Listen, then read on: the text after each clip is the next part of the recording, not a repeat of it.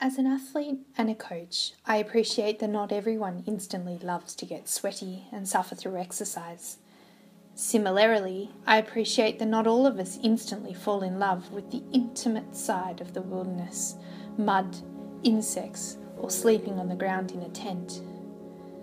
Admittedly, my early memories of hiking in heavy woolen garments and gumboots with my parents are not all about loving it. I have fond memories, though, of making pancakes on the Trangia and waking up to snow on Christmas morning in the walls of Jerusalem. But conversely, I have memories of feeling cold and miserably wet on an early hike into Lake Ada on the Central Plateau, and of the long, lonely hours of waiting for my dad on the side of the overland track whilst he tried to find that perfect campsite as the day drew to a close. But you can learn to love the rough and appreciate what the wilderness means to you, be it beauty from afar or a soft and intimate involvement with nature. I certainly grew to love the wild. It has helped to shape me into who I am, both as Hanny Alston and as an athlete. When I graduated from school, I became a wilderness guide for some leading tourism eco-operators who still operate successfully today. This job is about opening up the guests' eyes to the veiled side of wild areas, the sharing of knowledge, stories, and experiences. And in doing so, I began to open up my own eyes too. Then, in the build-up to the World Orienteering Championship titles in 2006, I became the youngest runner to race the Cradle Mountain Overland track, an 82-kilometre race through the heart of our famous Cradle Mountain, Lake St Clair wilderness region.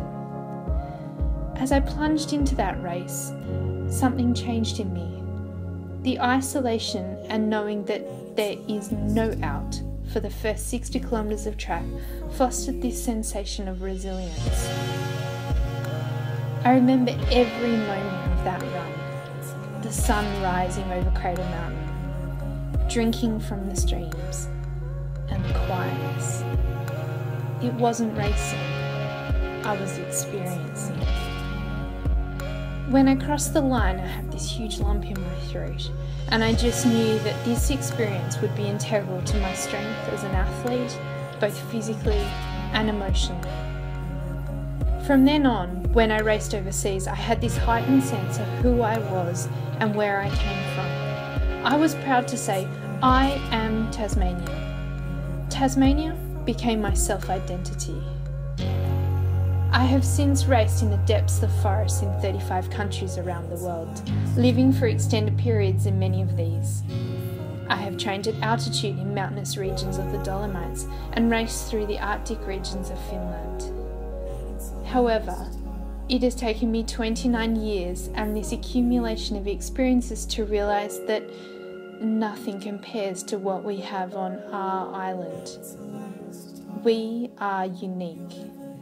This was highlighted to me when I recently tried to enter the World Skyrunning Series, an extreme version of mountain running. The Italian organiser came back to me and asked, "Will you be running for Australia or Tasmania?" I pride myself on being that little bit rough and a bit of a tomboy, but I am nothing compared to our earlier forebears who helped to preserve some of the greatest wilderness assets, such as the Franklin River. Whilst I need to have wild experiences, I'm content in just knowing that the wildest areas are protected and out there somewhere, and that I don't need to be in them to know them. My partner Graham and I recently went on our first hike together since returning home to Tasmania. Hiking up to the Never Never and Lee's Paddocks regions, we were very much on the fringe of the wilderness. But it was wild, and I needed it. My dad always says we need ways to earth, to remove the pent-up energy that develops from our busy modern lives. On this trip, we earthed, sleeping long hours in the tent, swimming in the lakes and streams, running up Pelion East, eating simply, and just being together.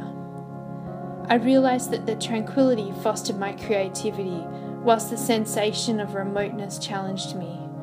I experienced reverse thinking and heightened sensory awareness.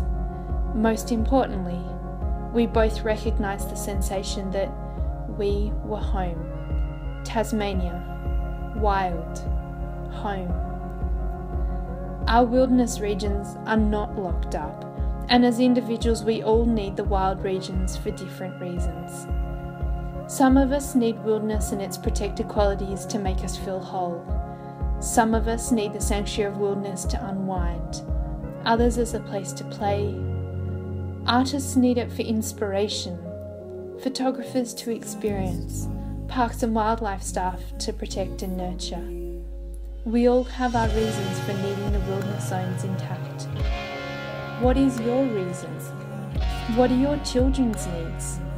And their children? This is our Tasmania and our wilderness regions. We are not Italy or France or New Zealand.